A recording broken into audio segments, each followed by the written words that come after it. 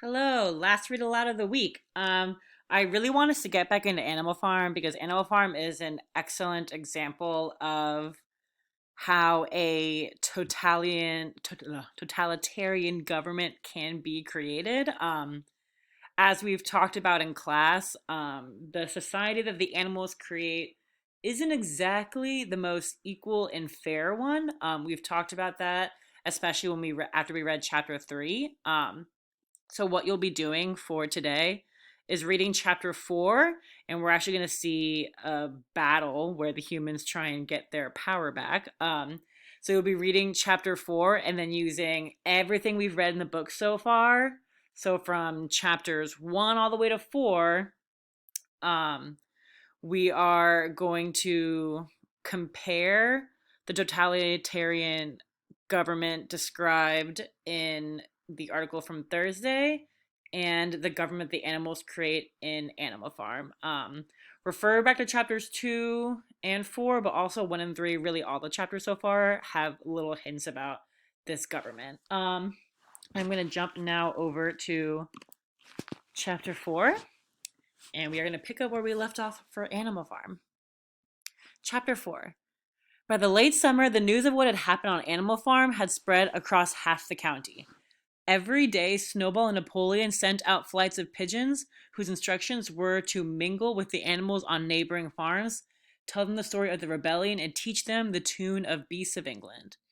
Most of the time, Mr. Jones had spent sitting in the tap room of the Red Lion at Willingdon, complaining to anyone else who would listen to the monstrous injustice he had suffered in being turned out of his property by a pack of good-for-nothing animals.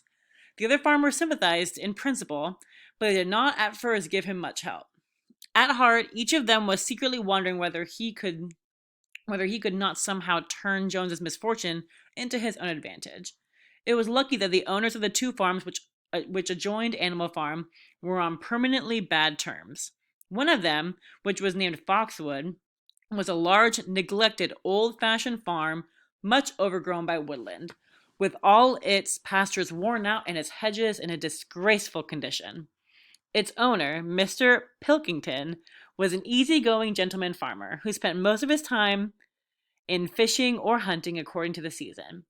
The other farm, which was called Pinchfield, was smaller and better kept.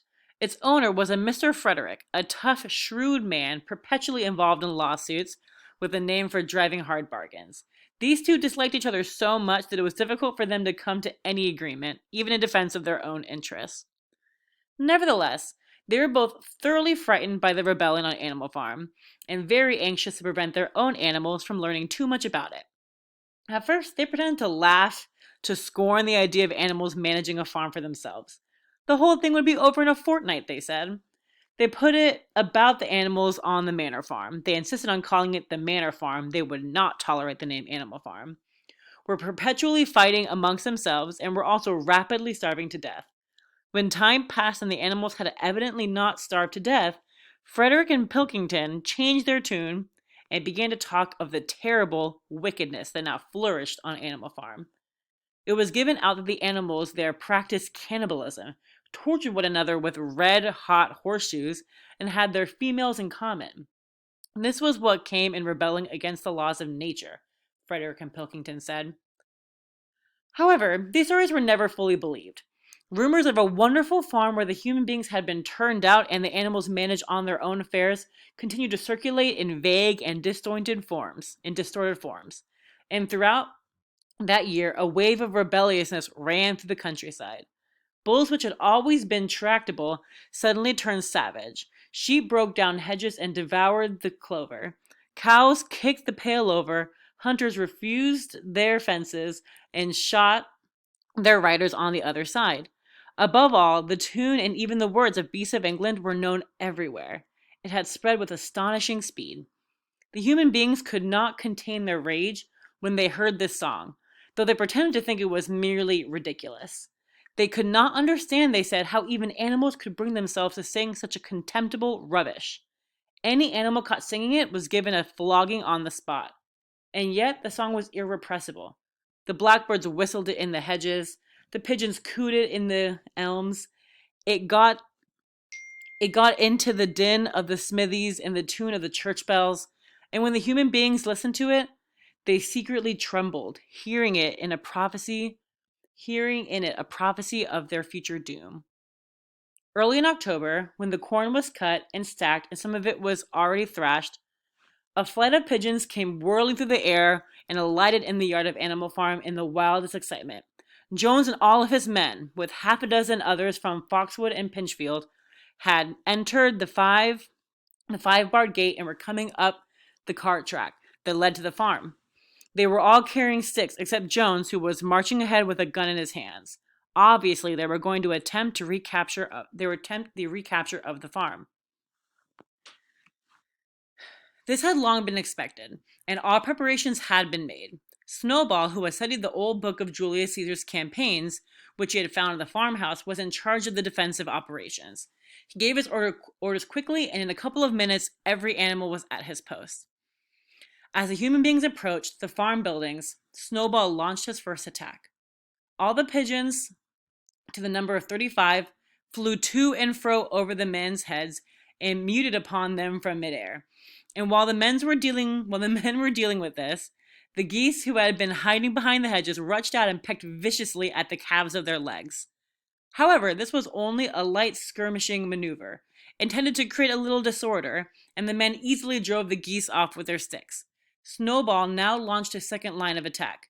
Muriel, Benjamin, and all the sheep, with Snowball at the head of them, rushed forward and prodded and butted the men from every side, while Benjamin turned around and lashed at them with his small hooves. But once again, the men with their sticks and their hobnailed boots were too strong for them, and suddenly, at a squeal from Snowball, which was a signal for retreat, all the animals turned and fled through the gateway into the yard. The men gave a shout of triumph. They saw, as they imagined, their enemies in flight, and they rushed after them in disorder. This was just what Snowball had intended. As soon as they were well inside the yard, the 3 horses, the 3 cows, and the rest of the pigs, who had been lying in ambush in the cowshed, suddenly emerged in their rear, cutting them off. Snowball now gave the signal for the charge. He himself dashed straight for Jones. Jones saw him coming, raised his gun, and fired. The pellets scored bloody streaks along Snowball's back, and a sheep dropped dead.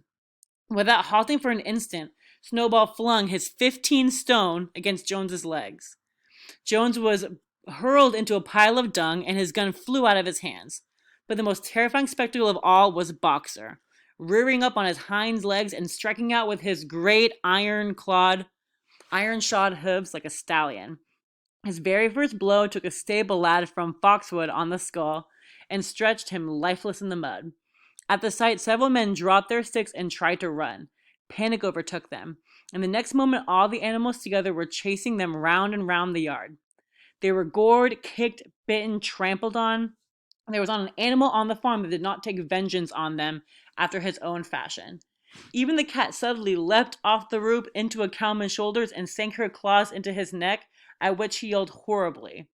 At a moment when the opening was clear, the men were glad enough to rush out the yard and make a bolt for the main road. And so within 5 minutes of their invasion, they were in ignominious retreat by the same way they had come, with a flock of geese hissing after them and pecking at their calves all the way. All the men were gone except one. Back in the yard, Boxer was pawing with his hoof at the stable lad who lay face down in the mud, trying to turn him over. The boy did not stir. "He is dead," said Boxer sorrowfully. "I had no intention of doing that. I forgot that I was wearing iron shoes. Who will believe that I did not do this on purpose?" "No sentimentality, comrade," cried Snowball, from whose wounds the blood was still dripping. "War is war. The only good human being is a dead one." I have no wish to take life, not even human life," repeated Boxer, and his eyes were full of tears. "Where's Molly?" exclaimed somebody. Molly, in fact, was missing. For a moment there was great alarm. It was feared that the men might have harmed her in some way, or even carried her off with them. In the end, however, she was found hiding in her stall with her head buried among the hay in the manger. She had taken to flight as soon as the gun went off, and when the others came back from looking for her, it was to find that the stable lad, who was in fact the only stunned, had already recovered and made off.